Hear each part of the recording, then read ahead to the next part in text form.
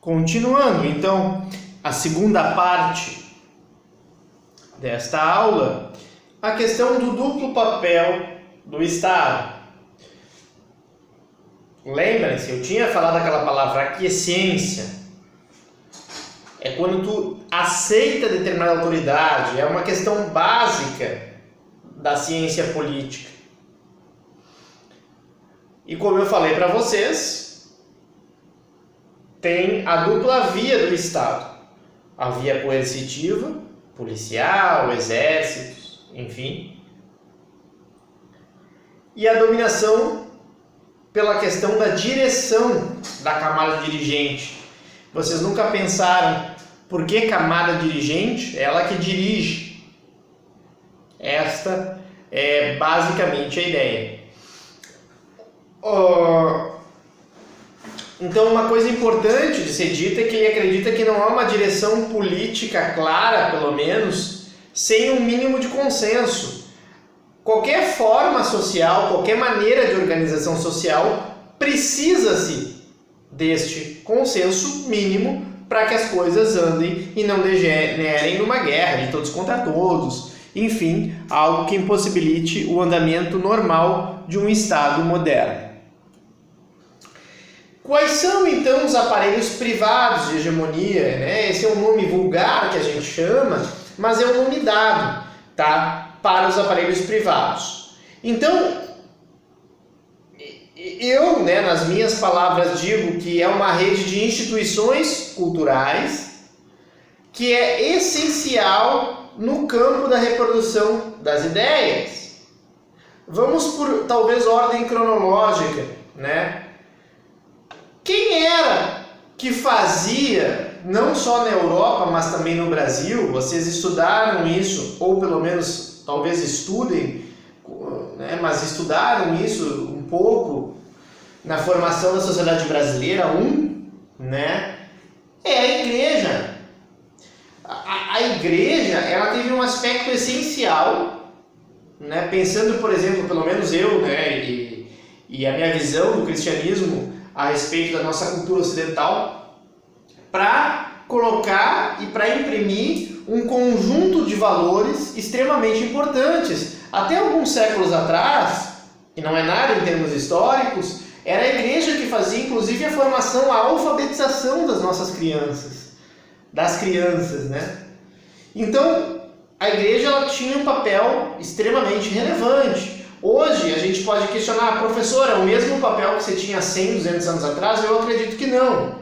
Ainda que a igreja, ela tenha diversos aspectos que não só a igreja cristã, como o Brasil tradicionalmente é cristã, católica no caso, mas também existe um papel da religião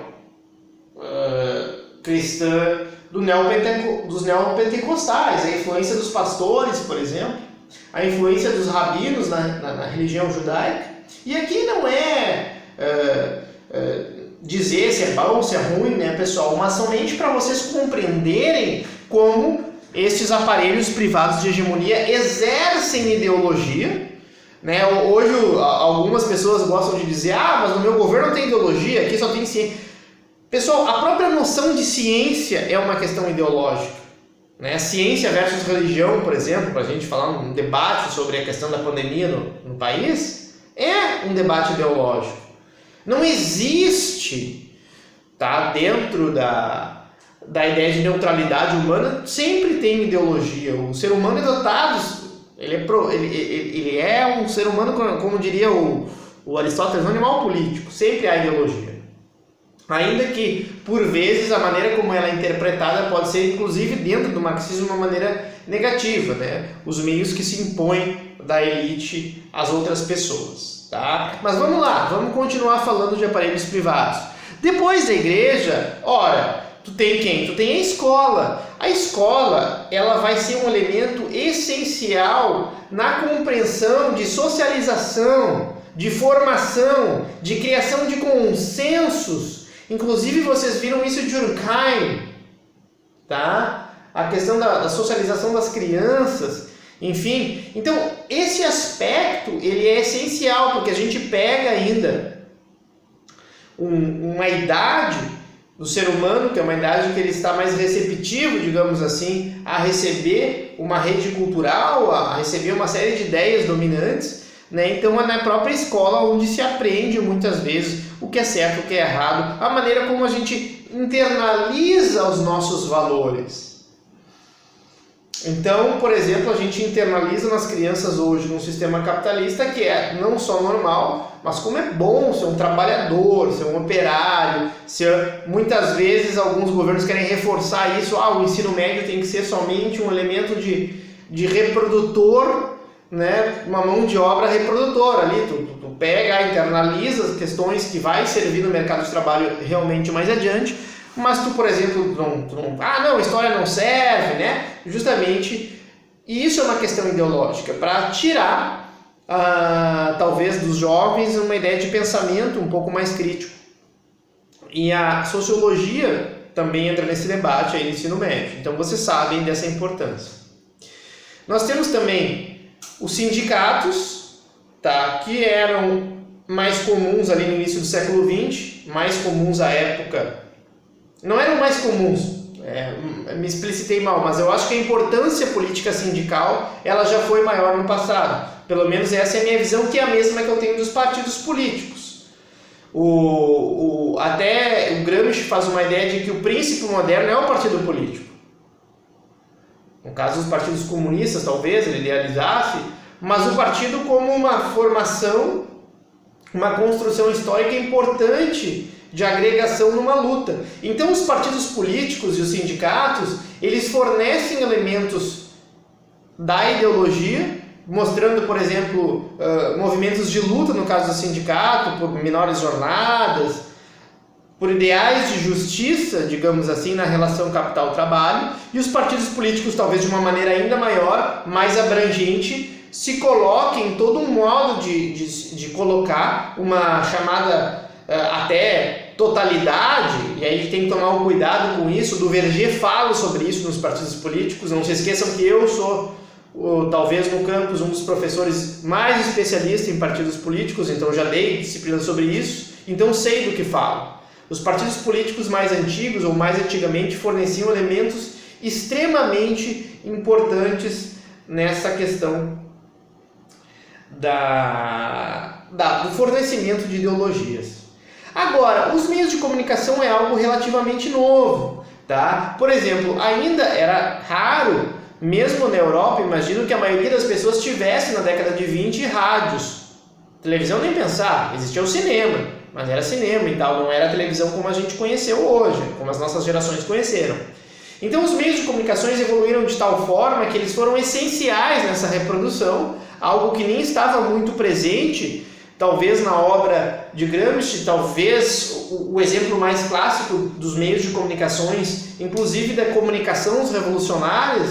Lembre-se lá de Lenin, os jornais revolucionários, série de jornais, de revistas à época eram extremamente importantes, tá? E isso ainda se seguiu até basicamente pouco depois, ali pós Segunda Guerra Mundial, e depois teve uma perda desse meio de comunicação e a televisão ganha uma proeminência. E hoje, evidentemente, eu nem coloquei aí, é uma questão da internet, tá?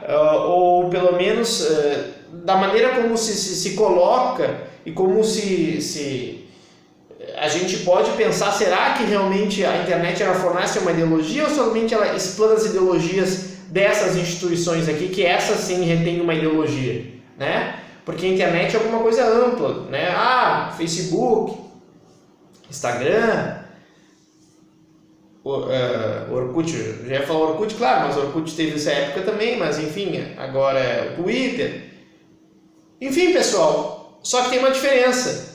Até que ponto se reproduz ou não as ideias? Aí tem aquele debate dos algoritmos do Facebook, da formação de bolhas ideológicas, que é um debate que eu não quero entrar aqui. Mas o que eu quero mostrar como síntese para vocês é justamente como algumas instituições, e eu elenquei 5 aqui para vocês, pelo menos pensando o século XX, com uma perda de proeminência principal, eu diria, da igreja e dos sindicatos, o resto eu acho que mantém ainda um certo poder, digamos assim, dentro dos aparelhos privados da hegemonia, mas que eles são importantes fornecedores, Tá? E isso a gente tem que estudar para mostrar o que eles fornecem, o que eles reproduzem de ideias para o público de uma maneira geral.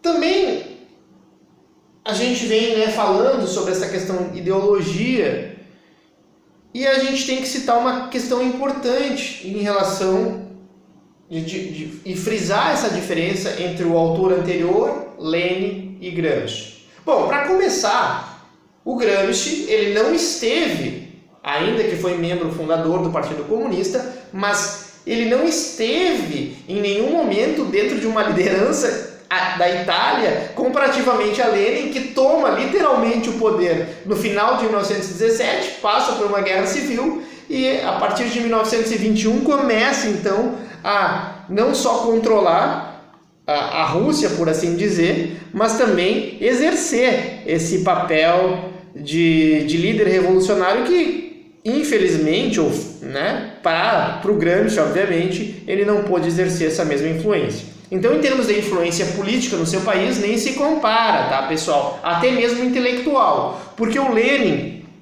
justamente pela liderança e pela fundação da Terceira Internacional e como o Partido Comunista Russo, que herdava a concepção de Lenin, justamente ele vai expor dentro do socialismo do século XX a visão leninista, isso é óbvio. E qual é a visão leninista? A revolução é a conquista da sociedade política. Prestem atenção no que o professor aqui está dizendo. Lenin, a revolução é a conquista da sociedade política, ou seja, os mecanismos de coerção. Já Gramsci, ele centra a luta na sociedade civil em alguns casos, tá? Para o Gramsci, tu contém a hegemonia completa quando tu tens a sociedade civil, a primazia da sociedade civil sobre a sociedade política. Como assim, professor?